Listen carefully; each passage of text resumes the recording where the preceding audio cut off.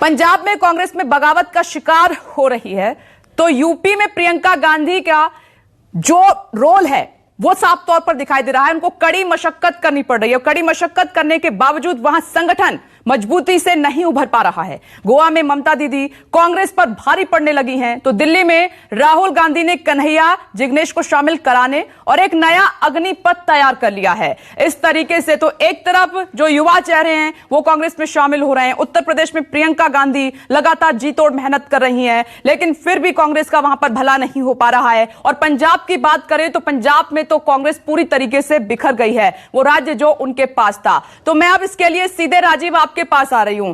राजीव, एक तरफ तो कन्हैया कुमार को हमने सुना कि छोटी छोटी कश्ती जहाज को मजबूत करेंगी। प्रियंका गांधी यूपी में लगातार कांग्रेस को मजबूत करने की कोशिश कर रही हैं, लेकिन नेता रुक नहीं रहे हैं। पंजाब का हाल तो पता है। अब मेरा सवाल यह है कि क्या ऐसे ही बीजेपी से मुकाबला करेगी कांग्रेस विधानसभा और लोकसभा चुनाव में? इतना आसान होगा? क्योंकि बिखरी बिखरी कांग्रेस नजर आ रही है हर राज्य में।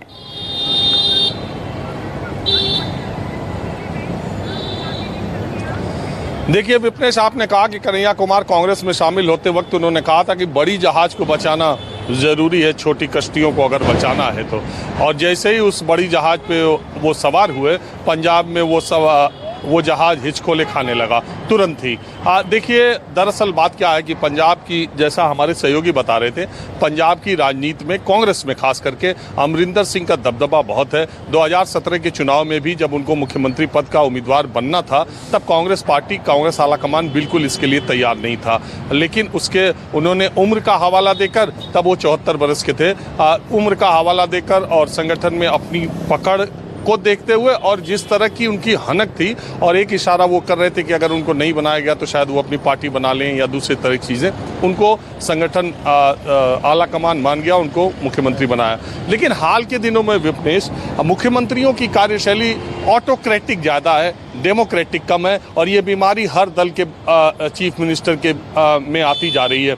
अमरिंदर सिंह पर ये आरोप लगे कि वो मनमानी करते हैं, वो लोकतांत्रिक तरीके से नहीं चलते, वो अपने लोगों को तो प्रश्रय देते हैं लेकिन पार्टी के दूसरे लोग जो उनके खेमे के नहीं हैं उनको बहुत नज़रअंदाज करते हैं। सिद्धू को यहीं से मौका मिला। सिद्धू इस चीज़ को कांग्रेस आला कमान के सामने मुखर रूप से पेश करने में कामयाब हुआ। उनकी एक इमेज है, उनकी बात सुनी जाती है, बोलने में अच्छे वक्ता हैं, और इस वजह से जो बात कांग्रेस पार्टी के लोग कह रहे थे उनको आवाज सिद्धू ने दी, और कांग्रेस आलाकमान को यह मौका ठीक लगा और चुनाव से ठीक पहले कैप्टन अमरिंदर सिंह को हटाने का फैसला किया गया। लेकिन इसका मतलब यह नहीं है कि कांग्रेस पार्टी ने यह तय किया था कि जो सिद्धू चाहेंगे वो होगा। आप देखिए, मंत्रिपरिषद गठन को लेकर के राहुल गांधी ने रात भर बैठक की, लेकिन प्रदेश अध्यक्ष सिद्धू को उस बैठक में नहीं बुलाया गया। जो भी मंत्रिपरिषद का या तो चयन हुआ हो लोगों का, उनके बहुत करीबियों को जगह नहीं मिली, जिन करीबियों को जगह मिली उनको वो महकमा नहीं मिला।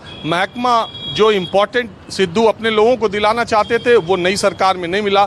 और सबसे बड़ी बात, सिद्धू के भीतर खुद मुख्यमंत्री बनने की बहुत बड़ी लालसा थी और उस पर कुठाराघात हुआ।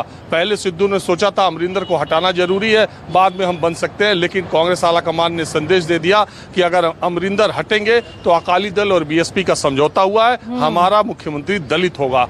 कांग्रेस आलाकमान ने कुछ ऐसा फैसला किया। ये जो टकराव की स्थिति है, देखिए मैं कहता हूं पंजाब में कैप्टन अमरिंदर सिंह ने कांग्रेस का 70% काम वैसे ही खराब कर दिया था। बाकी जो 30% है, 100 दिन चुनाव को बचे हैं, ये सब जो चीजें हो रही हैं, राजीव, ये तो पंजाब में जीती हुई बाजी है जो कांग्रेस हार रही है, विकल्प के या हार गई है, वो तस्वीर साफ तौर पर नजर आ रही है। राजीव, आपने सही कहा। मैं ओवरऑल बने रहे राजीव, मैं ओवरऑल आपसे जानूंगी तमाम राज्यों में जो कांग्रेस को लेकर स्थिति है, तो क्या ये बीजेपी की राह कांग्रेस आसान कर रही है इस तरीके से? गुरु प्रकाश जी हमारे साथ मौजूद हैं बीजेपी से। गुरु प्रकाश जी, ये जो पूरा घटनाक्रम कांग्रेस में अभी दिखाई दे रहा है, इस पर मैं पहला रिएक्शन आपसे चाहूंगी। कन्हैया कुमार यूथ को तवज्जो दे रहे हैं, राहुल गांधी वो कांग्रेस में शामिल हो गए। पंजाब में आप देख रहे हैं क्या हाल है। नवजोत सिंह सिद्धू ने इस्तीफा दे दिया, कैप्टन दिल्ली में हैं, और ये खबर थी कि वो बीजेपी के बड़े नेताओं से मुलाकात कर सकते हैं। विदेश जी, ऐसा है कि कांग्रेस पार्टी महात्मा गांधी, एक मिनट गुरु प्रकाश जी, बड़ी खबर है, मेरे सहयोगी विशाल के पास में, वो पहले ले लेती हूँ। Vishal, over to you. Punjab cabinet की मीटिंग विपरीत इस समय पंजाब के मुख्यमंत्री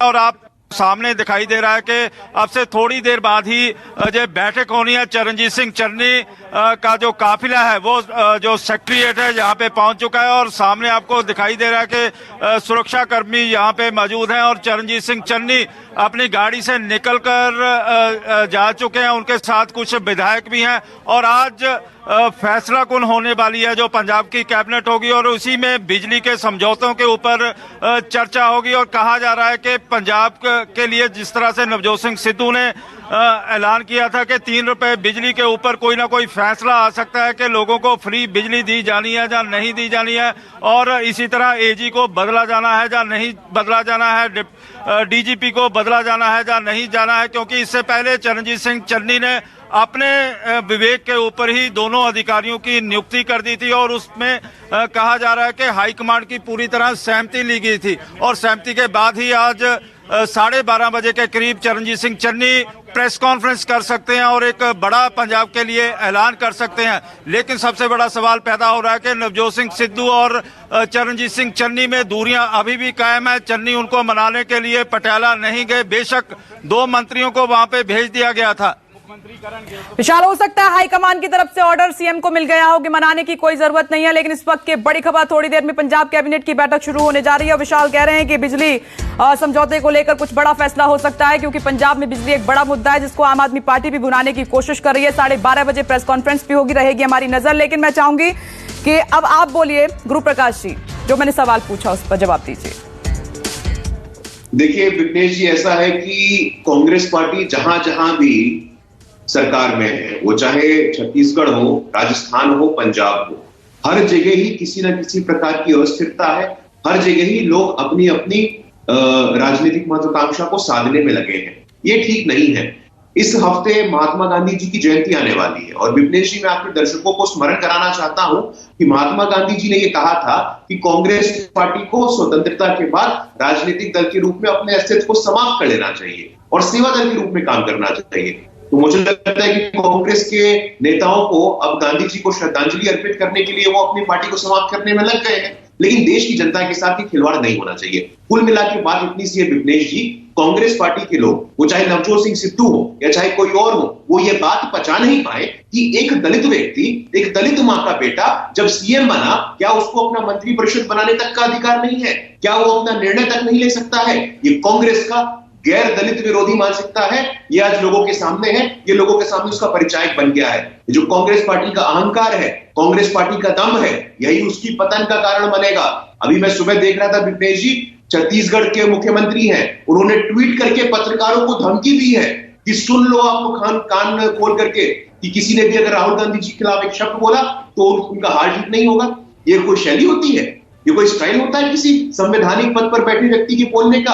पत्रकारों को इस प्रकार आप धमकी देते हैं। इसीलिए कांग्रेस पार्टी की पतन का कारण कांग्रेस पार्टी के अंदर से ही आ रहा है। अगर आज भी कांग्रेस पार्टी में सुधार नहीं हुआ, अगर आज भी कांग्रेस के लोगों ने आत्ममंथन नहीं किया, तो हम देखेंगे कि इनका पतन बहुत निकट आ गया है। नहीं, ये गुरु प्रकाश जी ठीक है, मैं आपकी बात मानती हूं कि जो टॉप लीडरशिप है कांग्रेस की वो सब चीज को संभाल नहीं पाई, लेकिन बीजेपी में ऐसा हमने गुजरात में देखा, उत्तराखंड में देखा, या अन्य राज्य क्यों ना हो, वहां पर इतना दबदबा है टॉप लीडरशिप का कि नेता मुंह से अपना जुबान तक नहीं खोल सकते, बोल नहीं सकते।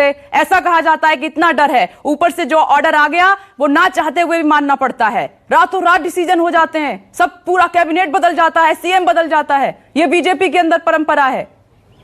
अरे तो विघ्नेश जी, अनुशासन होना, अनुशासन और डर में अंतर है। अरे तो भाई अब आप किसी से पूछ लीजिए, आप किसी ने विरोध किया क्या? किसी ने एक शब्द भी बोला क्या? नहीं, डर ऐसा है कि विरोध कर ही नहीं सकते, विरोध करेंगे तो फिर भुगतना पड़ेगा अंजाम। ऐसा कहा जाता है बीजेपी के लिए। ये आपकी राय हो सकती है ना? नहीं, मेरी नहीं है ये कांग्रेस की तरफ से और विपक्षी पार्टियां हैं, वो भी यही बात कहती है। मैं अपने शब्द नहीं डाल रही हूं एक्चुअली। नहीं तो ये कांग्रेस के लोग चाहे जो माने वो बोले, लेकिन हमारे पार्टी में अनुशासन है। विघ्नेश जी, आखिरकार कुछ कारण है ना कि हम दुनिया की सबसे बड़ी पार्टी हैं। दुनिया की सबसे बड़ी पार्टी में व्यवस्था होता है, अनुशासन होता है, नीति होती है, नेतृत्व होता है। कांग्रेस पार्टी की तरह नहीं हर जगह पावर टसल हो रहा है। छत्तीसगढ़ में कुछ चल रहा है, चलिए ठीक है। डॉक्टर अजय उपाध्याय जुड़ गए हैं, तो डॉक्टर अजय उपाध्याय के कांग्रेस में कोई नीति नहीं, कोई अनुशासन नहीं और हाईकमान इतना कमजोर हो गया है कि संभाल ही नहीं पा रहा है। पंजाब जो आपका था वो हाथ से निकल गया। आप छत्तीसगढ़ में हाल देख लीजिए क्या हो रहा है, गुजरात में देख लीजिए, इतना कमजोर नेतृत्व। विपिनेश जी, दो बातें हैं। पहली बात तो गुरु प्रकाश जी के बातों का मैं जवाब दूंगा। उन्होंने जितना गुरु जी ने जिस तरह से ज्ञान दिया है, गुरु ज्ञान तो कांग्रेस पार्टी को नहीं चाहिए, ठीक है, उनको अपने पार्टी में भी कम से कम झांकना चाहिए और देखना चाहिए। गुजरात में क्या किया आपने, उत्तराखंड में क्या किया, बाकी राज्यों में क्या कर रहे हैं, किस तरह से लोगों की आवाज दबा करके अपने पार्टी में भय का वातावरण पैदा किए हुए हैं। उमा जी से लेकर के और सुषमा स्वराज जी से लेकर के बाकी लोगों का क्या हाल हुआ। और एक तो मार्गदर्शक मंडल में अभी भी हमारे बुजुर्ग देश के हैं, वो बैठे हुए हैं, अडवाणी जी, उनका भी ख्याल रखते तो ज्यादा अच्छा होता। लेकिन फिर भी जहां तक कांग्रेस पार्टी का प्रश्न है, और अभी दलितों की बात उन्होंने की है, क्यों नहीं 18 राज्य है, एक दलित चेहरा तो आप दे देते। गुरु जी, आप तो बहुत ही संवेदनशील व्यक्ति हैं, मांगिए अपने पार्टी से कि हमको एक दलित चेहरा चाहिए मुख्यमंत्री। वो नहीं मांग पाएंगे आप, मुझे पता है। ये सिर्फ कहने का, खाने के और दिखाने के दांत अलग अलग है, पूरा देश देख रहा है। जहां तक बात हमारी पार्टी का है, निश्चित तौर पे एक डिसेंट का स्पेस पॉलिटिकल स्पेस में होना चाहिए। राजनीति के प्रजातांत्रिक देश से है, ये कोई वैसा देश नहीं है जहां तानाशाही चल रही है 2 और 2.5 लोगों की। और हमारी पार्टी के अंदर भी एक लिमिटेड स्पेस हम निश्चित तौर पे देते हैं कि आप अपनी आवाज, अपनी बात रखें। यदि पार्टी के बैनर के अंदर आप वो बात रखते हैं, हमें सहर्ष स्वीकार होता है और उस पर विचार होता है, मंथन होता है, सभी राज्यों में होता है। और हमारे सभी नेताओं को ये अधिकार है, ये मुझे सम्मान है, मुझे अच्छा लगता है कि सच में हम गांधी के लेकिन डॉक्टर अजय उपाध्याय ये दिखाई नहीं दे रहा है। आप भले यार टीवी पे बैठ के ऐसी बातें कर रहे हैं, अब राजस्थान में देख लीजिए गहलोत और सचिन पायलट के बीच में हमेशा एक लाइन खिंची रही है। छत्तीसगढ़ में देख लीजिए सीएम और स्वास्थ्य मंत्री आमने सामने है। पंजाब की तो तस्वीर सभी हैरान है, पंजाब को नहीं संभाल पाए जो आपका अपना है। सिद्धू ने इस्तीफा दे दिया, कैप्टन ने अपने सीएम पद से इस्तीफा दे दिया। विपिनेश जी नेतृत्व इतना कमजोर हो गया है कांग्रेस का। विपिनेश जी, ये जरूर इन राज्यों में है। क्या उत्तर प्रदेश में वो बाबा साहब जो गए थे दिल्ली और जो प्रधानमंत्री जी का फोटो हटा दिया था और इतना विवाद हुआ, क्या वो मैंने कीर्तन हो रही थी क्या? या येदियुरप्पा को जिस तरह हटाया वहां कीर्तन चल रही थी? वसुंधरा भर से जो उतरा इनका राजस्थान में हो क्या है? या नितिन पटेल का जो कहानी चली है पूरे गुजरात में, कौन नहीं जानता उत्तराखंड में क्या हुआ? बाकी हिमाचल प्रदेश में जयराम ठाकुर और बाकी अनुराग ठाकुर में क्या चल रहा है, सबको पता है। लेकिन दिक्कत यही है सिर्फ कि ये भय से लोगों की आवाज बंद करते हैं। हम विचारों के साथ रहते हैं और सहमति और असहमति का सम्मान करते हुए पारस्परिक बातचीत जो लोकतंत्र की जड़ है, पॉलिटिक्स की जड़ है, असहमति में सहमति बनाना, ये हमारे लोकतांत्रिक अधिकार है। पार्टी के अंदर भी हमारे नेता राहुल गांधी जी ने सबको ये अधिकार दिया है। चलिए मैं लौटती हूँ आपके पास। राजीव मेरे साथ आप बने रहे, मैं लौटूंगी और गुरु प्रकाश जी मैं इस पर जवाब लूंगी। एक छोटा सा ब्रेक, फौरन लौट रहे हैं, आप देखते रहिए न्यूज़ 24।